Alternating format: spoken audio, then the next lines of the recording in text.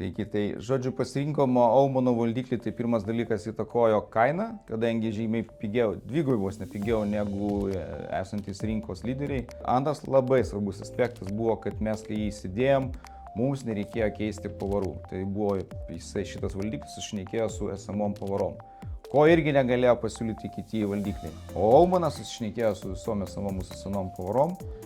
Aišku, dar vienas privalumas yra tas, kad jisai turi tiesioginį ryšį per internetą, mes galime matyti duomenis, o administratorius netgi valdyti.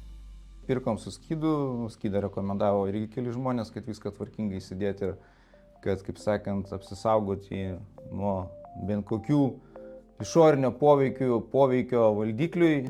Kas liečia tikrai kainos atžvilgių, tai aš manau tikrai vienareikšmiškai dabar lyderis yra. Ir kitas dalykas lankstumas. Lankstumas tai jisai gali sušnekėti su jūsų esamam pavarom ir jutikliais. Mano nuomonė, tai kol kas šiandien pats stipriausias ir reikšmingiausias jo privalumas.